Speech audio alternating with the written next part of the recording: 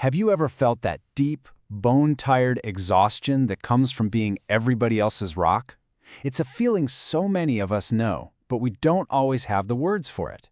Well, today, we're going to put a name to it. So let me ask you this. Does this question kind of hit home? You're the one getting those midnight calls, the person your family leans on for every little crisis.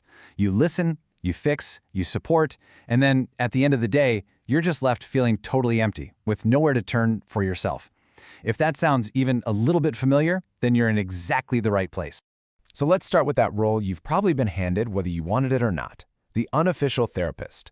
This is that feeling of being the strong one, the go-to person in your circle that everyone just seems to rely on. And look, you probably earned this reputation because you're a good person. You're empathetic, you're capable, people feel safe telling you their problems because you actually listen and you try to help. But that title, it comes with a ton of pressure, right? This unspoken rule that you'll always be on call, always be the stable one, and always have the answers. So what do we actually call this? This constant giving of your emotional energy isn't just being a good friend. It actually has a name: emotional caretaking. And here's the key difference.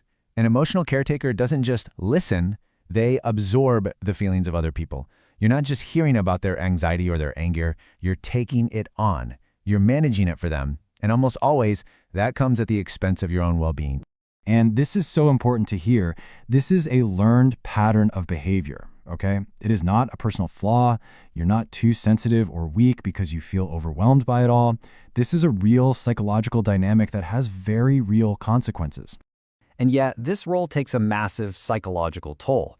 It's a kind of exhaustion that goes way, way deeper than just feeling tired. So let's get into what those hidden costs really are. Turns out there are 3 major hidden costs that come with this job. We're talking about emotional labor overload, compassion fatigue, and something called boundary erosion. Each one of these is a piece of the puzzle that leads to that feeling of being completely wiped out.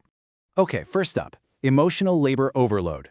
Think of it like this. You're not just managing your own feelings, you're constantly performing and managing emotions for other people. Calming them down, cheering them up, absorbing their anger. That constant performance is incredibly draining work. It's exactly why you can feel more exhausted after a long phone call than after a tough work. Next, we've got compassion fatigue. This is a big one, and it explains why you might start to feel, kind of numb or detached. When you're constantly exposed to other people's stress and trauma, your own well of compassion can literally run dry. You start to feel less empathetic, not because you're a bad person, but because you've just hit your absolute limit. And finally, there's boundary erosion.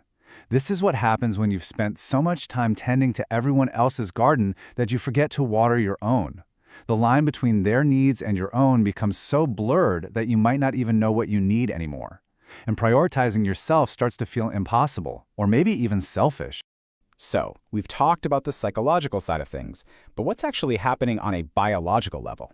Because that feeling of being completely drained isn't just a metaphor. It's a very real signal coming from your brain and your body. Yep, that exhaustion you feel is a physical response from your nervous system. It's a distress signal. Some call it caregiver fatigue. And it explains exactly why being the strong one can eventually lead to what feels like a total system shutdown. So, how does this protective shutdown actually happen?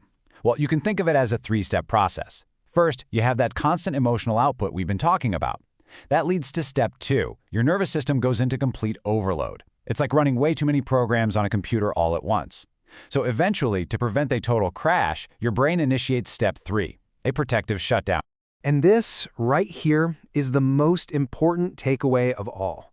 That feeling of being unable to care anymore, that isn't you failing. It's your brain doing its job. It's a survival mechanism kicking in to protect you from burning out completely. It's trying to save you.